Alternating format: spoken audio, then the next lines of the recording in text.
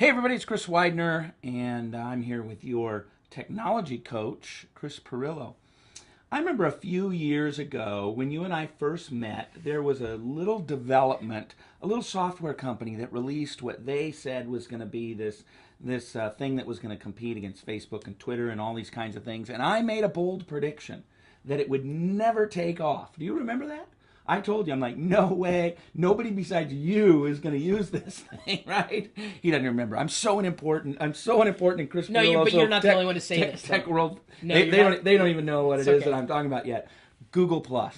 I got on Google Plus. I've got a Google Plus account. I literally have no idea.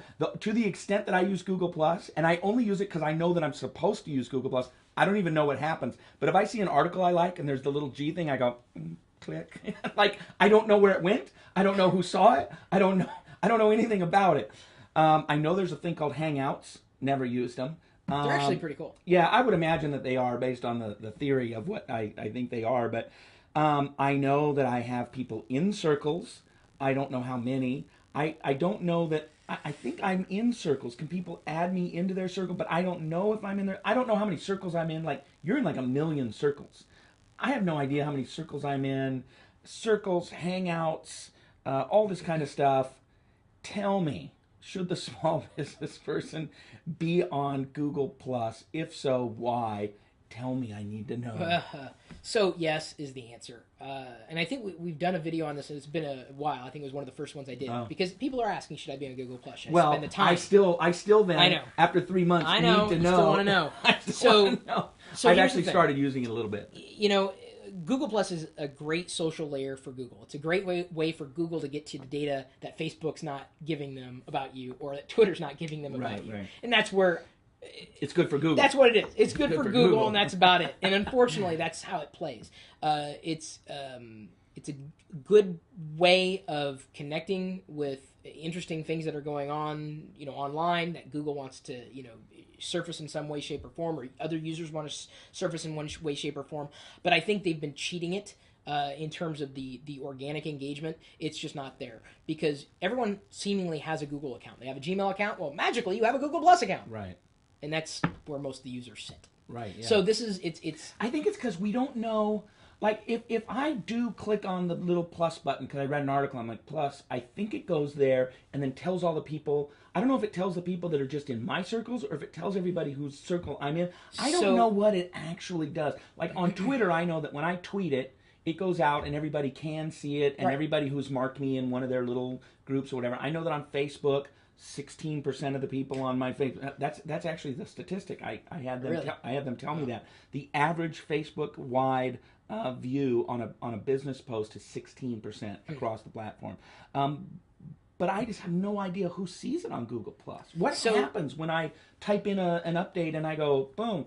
Where does it go? So it's tied into your account in some way, shape, or form. Depending on how you have your privacy settings, it could go into your Google Plus page. When someone circled you, like if I've circled you on Google Plus, if I'm searching around on the web looking for something, and I see something, Chris Widener +1 this article, or the +1 this page, it shows up in my Google organic search results. So you've influenced me based on my behavior of circling you. So if I'm in your circle and I circled, this article on Microsoft, and then the future of Microsoft, and then you Google what's the future of Microsoft, it could pop up. It could pop up. Yeah, interesting. It could. So it's a little bit of a crowdsourcing kind of thing. Yeah, in a way. Well, Google's trying to get to your data, right? Mm-hmm. They want to know what's important in one way, shape, or form. They're looking at how those relationships work and how those behaviors work. Social behaviors, not necessarily just linking behaviors, but outright like that is a behavior. So for a small business, Joe's Mechanic, they should be. Google Places is tied into Google Plus now. Google Plus has become the social data layer thing. So if you have a business, you want to be listed in Google, right? It's just like being in Yelp. You want to be in Google too. Sure. They Google Places, which is what it was formerly called, is now pretty much Google Plus. So you want to be there because you can get your hours listed, you can get photos, you can get your community page, your reviews. Everything is there onto your Google Plus page, whatever they're calling it for businesses. Right. So if nothing else, because people are going to be looking for that information, and you're going to have that presence, or going to need that presence, or want that presence somewhere, anywhere. Not being there, I think, is a bigger mistake. It's not something that you would necessarily have to manage once it was set up. Right. And it's the question of how much time do you spend on Google Plus versus Facebook versus Twitter? Well, I believe that you get out of it what you put into it, and I think the same thing it holds true for Google Plus as well, for the most part.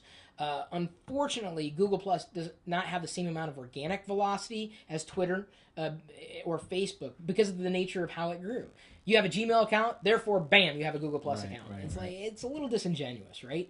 YouTube's, of course, Google's property, but they acquired it, right? It grew organically, and a lot of the engagement you might see on YouTube is going to be a different type of organic engagement that you're going to find on Google Plus, even with the same company, even with 10 times the amount of circlers on Google Plus. The reason why the engagement isn't necessarily there is, yes, they have different metrics that they measure, much like Facebook, although different from Facebook. When you add someone to a circle, you can throttle that circle to see everything or just see a fraction of what gets posted to that account. So briefly talk to us about Hangouts, because you referenced it. Yeah, it's basically a group video chat it's that like can either 8 be people. public, 8 to 10 people, or I'm sorry, like 1 to 10. So if people. you have a little sales team over 3 states, right, you could say, hey, every Monday morning we're all on Google Plus. Yeah, I don't know if I'd recommend Google Plus over something to do something like that over a service that does meetings, some webinar marketing, thing right? Or something. Yeah. Because there are different reasons for that. But if you wanted a quick chat, if you said, "Hey, we all need to get on today at 3 just to have a quick chat," right? That's one way of doing it. Or using it to engage a live stream with your community. That's another way of doing it, and having a hangout together. It's a great little service. Not perfect, far from it, but it's a good tool for what it is. Certainly something to try. I mean, you don't know where it's going to fit into the grand scheme of things. But it gives you the opportunity now with Google Plus crossed over with your YouTube account.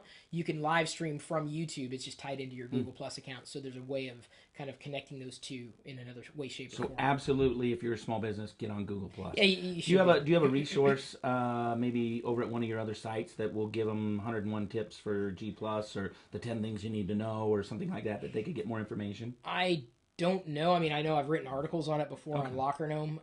You could go to Google Plus, Chris Pirillo. That's probably not going to show anything because it's on Google Plus. I know but I've definitely posted articles on it before. And there are places they can find information. Yeah, it's very similar to every social network. It's about engagement and really paying attention to what people are interested in and giving them more of that. Unfortunately, that's a completely different discussion. Cool. All right, get on Google Plus.